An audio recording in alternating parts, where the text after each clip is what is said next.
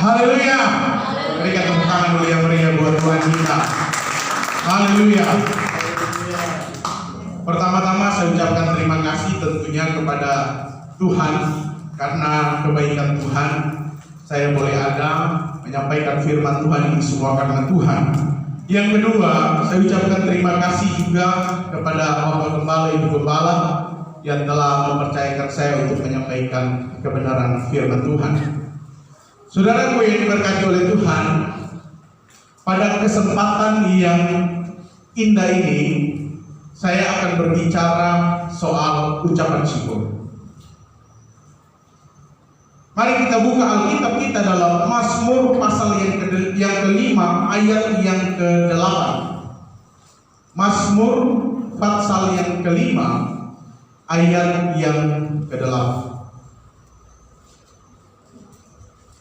Saudara tinggal duduk saja dengan sikap menghormati kebenaran firman Tuhan. Saya akan bacakan buat saudara Mazmur pasal 5 ayat yang ke-8. Tetapi aku berkat kasih setiamu yang besar, aku akan masuk ke dalam rumahmu, sujud menyembah ke arah bait-Mu yang kudus dengan takut akan Engkau. Haleluya. Khotbah saya pada pagi hari ini saya beri judul 2 bentuk ucapan syukur. Tentu akan muncul pertanyaan bagi kita, saudara, mengapa kita harus mengucap syukur? Apa alasan yang mendasari ucapan syukur kita kepada Tuhan? Kita baca ayat yang ke-8, perhatikan pada bagian awal. Firman Tuhan berkata, tetapi aku berkat kasih setiamu yang besar. Stop sampai di situ. Inilah alasan kita harus mengucap syukur kepada Tuhan. Karena berkat kasih setia Tuhan. Amin. Itulah sebabnya kita semua harus mengucap syukur. Tidak boleh tidak, tapi harus mengucap syukur. Amin. Kalau kita boleh ada saat ini, kita boleh kuat, kita boleh sehat sampai detik ini semua karena kasih setia Tuhan. Amin. Banyak orang di luar sana, saudara, sedang sakit karena pandemi seperti ini. Banyak orang yang sakit fisiknya, mungkin terpapar oleh virus COVID-19.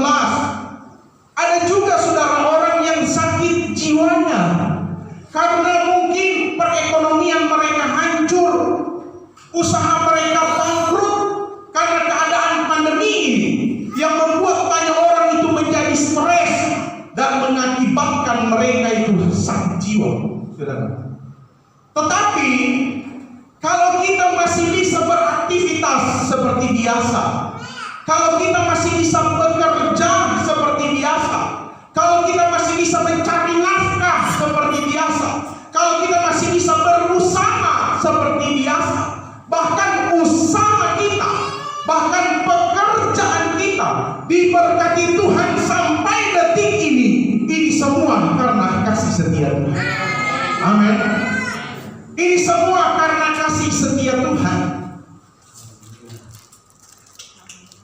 Pertanyaannya muncul, saudara, apa bukti kasih setia Tuhan bagi kita, khususnya jemaat GPDI Alpha Omega Bola? Apa bukti kasih setia Tuhan bagi kita? Sebentar selesai ibadah, kita akan santap bersama. Itu adalah berkat Tuhan. Itu adalah bukti kasih setia Tuhan bagi kita semua. Karena sesuap nasi pun yang masuk dalam tubuh kita, tanpa kasih setia Tuhan, orang tidak bisa makan. Amin. Karena hari ini ulang tahunnya GMP, saya mengucapkan selamat ulang tahun, berkat kekuatan, kesehatan, tentu berkat umur panjang menjadi milik bagian GMP. Saudara yang diberkati oleh Tuhan, itu sebabnya kita harus mengucap syukur kepada Tuhan. Ada 2 bentuk ucapan syukur kita kepada Tuhan. Yang pertama, bagian B. Aku akan masuk ke dalam rumahmu, sujud menyembah ke arah bait-Mu yang kudus. Aku akan masuk ke dalam rumahmu dan sujud menyembah ke arah bait-Mu yang kudus. Bentuk ucapan syukur kita yang pertama yaitu mencari Tuhan.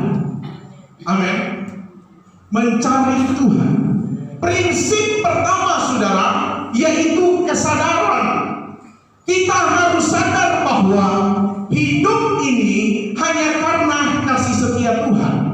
Kita juga harus sadar bahwa hidup ini hanya karena anugerah Tuhan.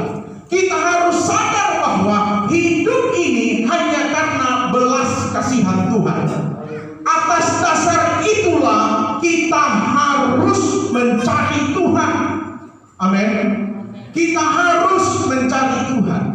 Pertanyaannya, saudara, kenapa kita harus mencari Tuhan? Ada beberapa alasan, saudara. Yang pertama, karena kita sendirilah yang mengalami kasih setia Tuhan. Karena kita sendirilah yang mengalami kebaikan Tuhan. Amin. Kalau kita ada sampai detik ini semua karena kasih setia Tuhan. Amin. Kalau kita kuat, kalau kita sehat sampai saat ini semua karena kasih setia Tuhan dalam hidup kita. Alasan yang kedua, saudara, kenapa saya dan saudara itu harus mencari Tuhan? Alasan yang kedua, kenapa kita mencari Tuhan? Karena Tuhan itu adalah sumber dari segalanya. Amin. Tuhan itu adalah sumber dari segalanya. Tuhan itu sumber mujizat.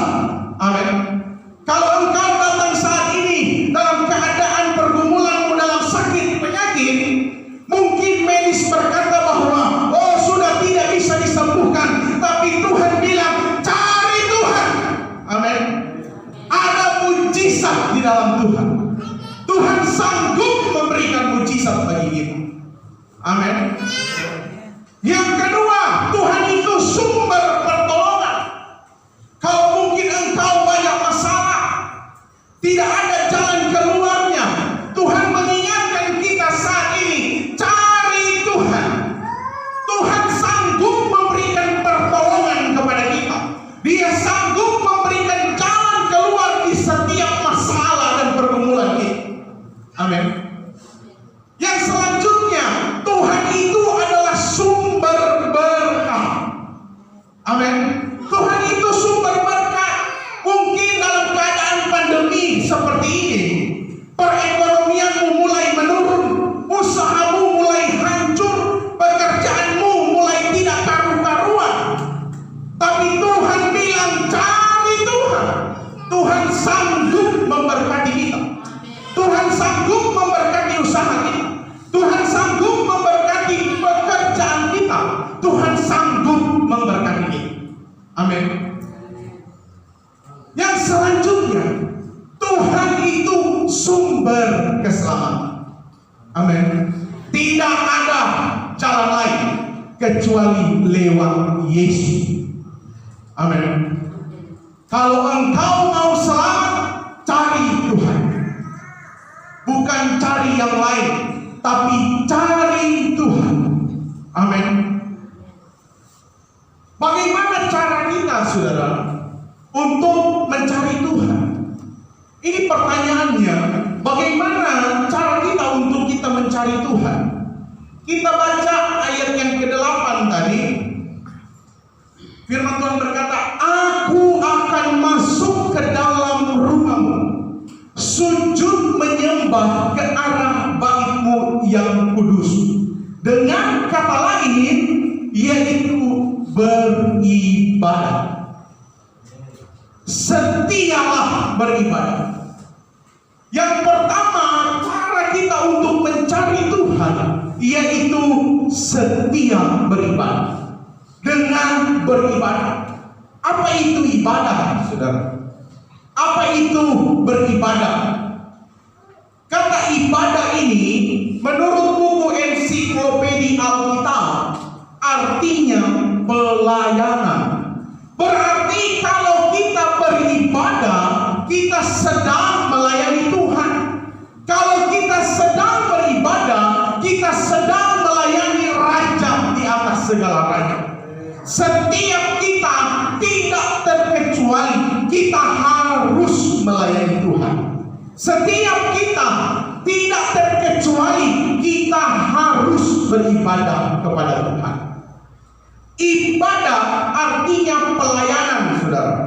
Dan pelayanan itu harus dalam bentuk 3 dimensi atau dalam bentuk 3 bagian. Yang pertama, dimensi pertama yaitu koinonia. Apa itu koinonia? Koinonia adalah persekutuan. Bukankah dalam Ibrani 10 ayat 25 berkata, jangan menjauhkan diri dari pertemuan-pertemuan ibadah seperti yang dibiasakan oleh banyak orang. Beribadah dalam bentuk koinonia yaitu ibadah seperti kita saat ini, saudara. Kita saat ini sedang beribadah kepada Tuhan dalam bentuk koinonia atau persekutuan orang percaya. Yang bahaya itu, saudara, kalau kita sudah tidak mau lagi beribadah, bersekutu bersama dalam ibadah seperti ini.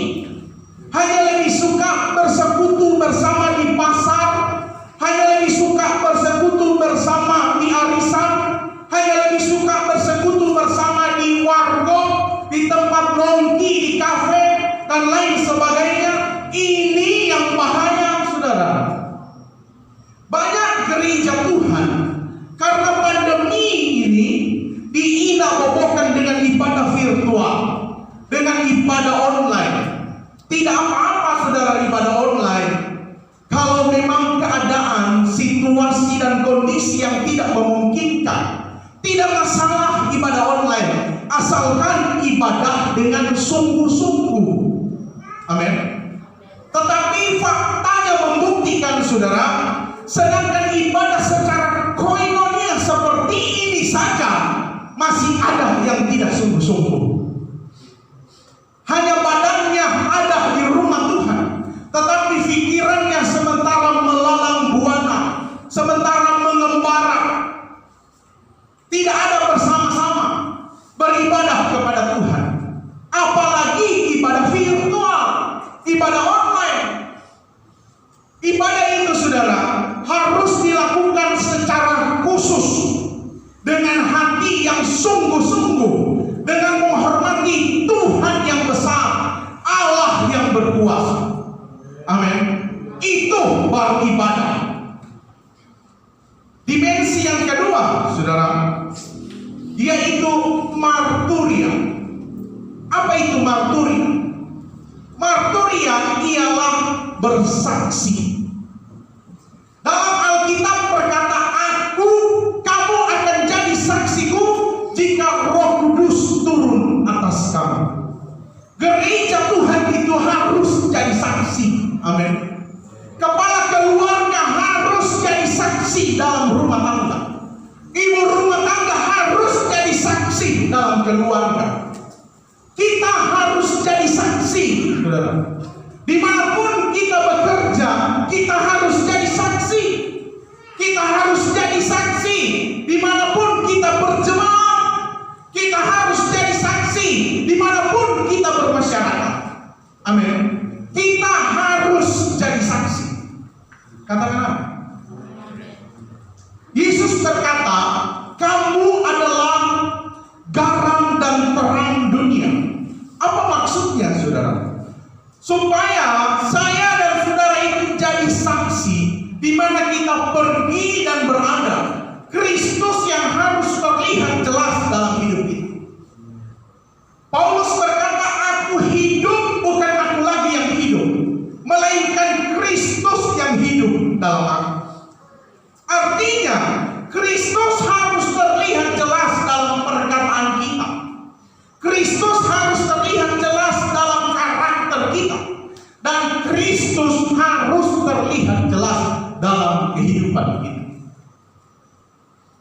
Paulus bilang, saudara, jadi saksi itu begini. Kita baca Filipi 4 ayat yang ke-5.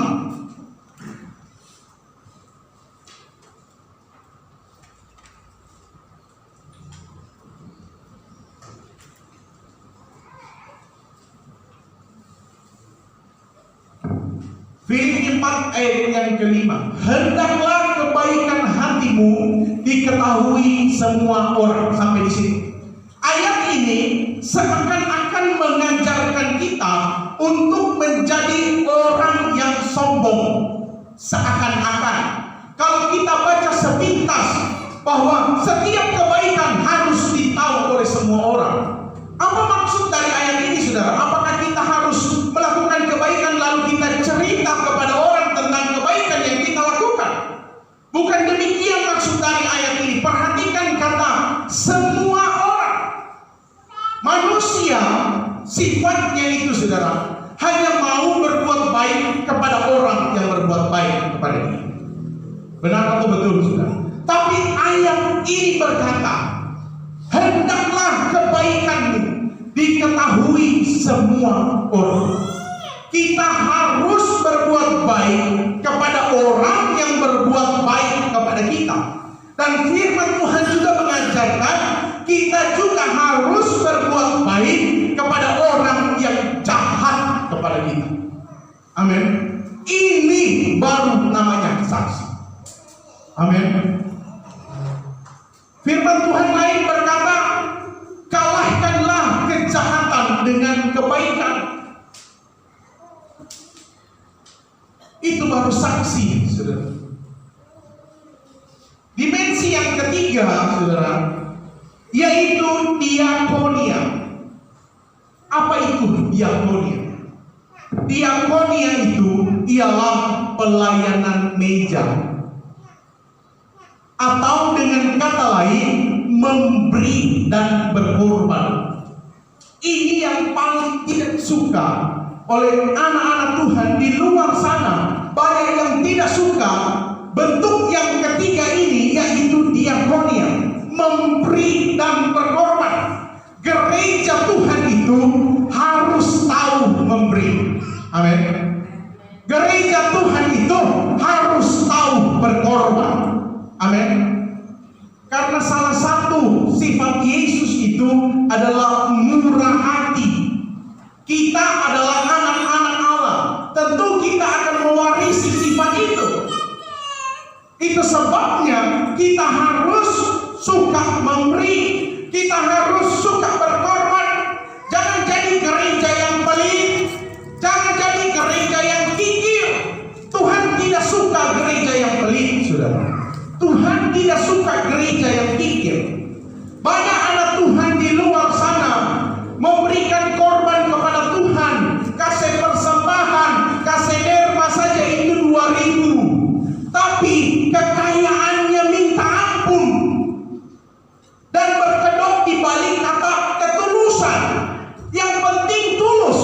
Padahal bukan tulus, saudara, tapi pelitnya yang minta ampun. Kita harus belajar kepada bangsa Israel, saudara, dalam hal berkorban, dalam hal mempersembahkan sesuatu kepada Tuhan. Tuhan sudah menetapkan persembahan bangsa Israel. Saya pernah menyinggung tentang persembahan bangsa Israel. Ada 3 jenis hewan yang berbeda yang harus dipersembahkan oleh bangsa Israel kala itu, yang dilihat dari strata perekonomian mereka. Yang kaya itu harus mempersembahkan lembu. Yang menengah, perekonomiannya menengah, harus mempersembahkan kambing domba. Dan yang miskin itu harus mempersembahkan burung. Pertanyaannya, saudara, apakah cocok orang kaya yang punya kekayaan lebih mempersembahkan persembahan yang kualitas burung? Di zaman perjanjian lama, kalau kita hidup di zaman perjanjian lama, terus kita menemukan kasus seperti ini, orang yang memiliki perekonomiannya di atas, terus dia mempersembahkan burung, apa yang didapat, saudara? Murka Tuhan, kematian. Karena Tuhan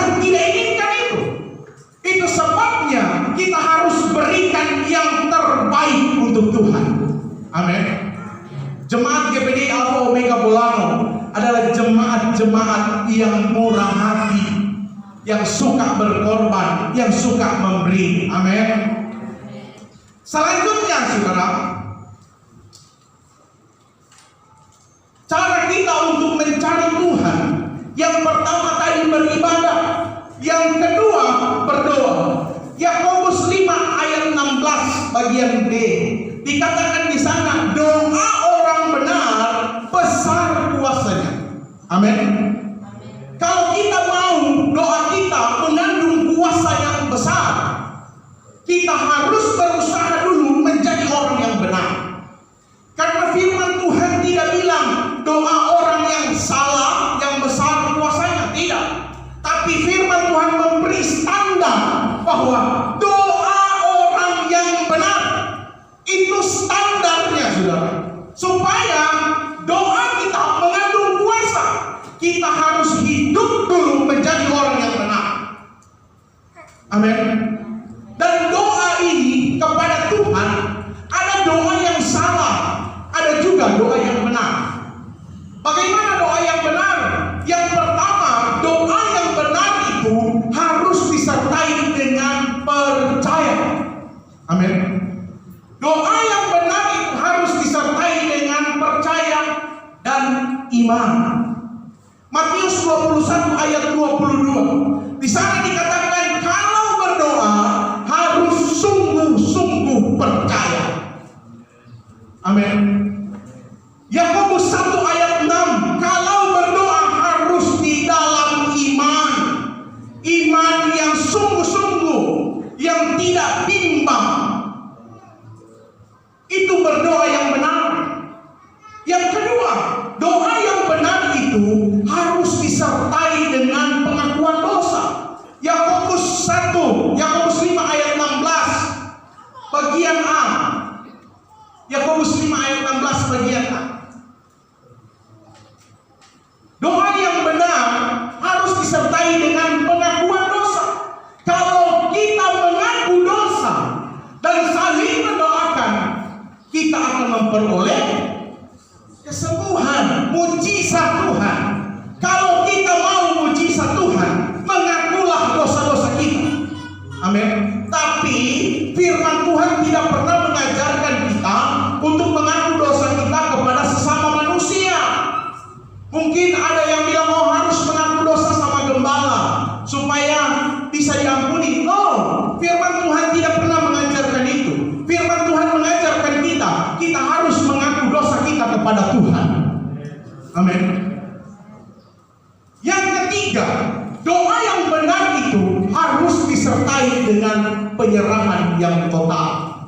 Matius 26 ayat 39, Yesus berkata, kalau boleh cawan ini lalu daripadamu, tetapi biarlah kehendakmu yang jadi, bukan kehendakku.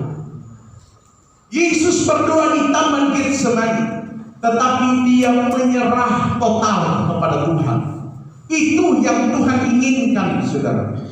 Ketika kita berdoa, kita harus berserah total kepada Tuhan.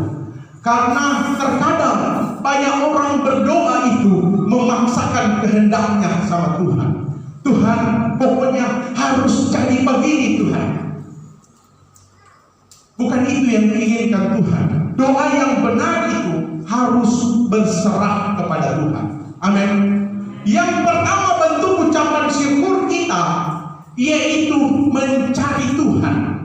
Mencari Tuhan dengan cara beribadah kepada Tuhan. Mencari Tuhan dengan cara berdoa kepada Tuhan. Bentuk kedua ucapan syukur kita kepada Tuhan, kita buka Mazmur 5 tadi ayat yang ke-8 bagian B.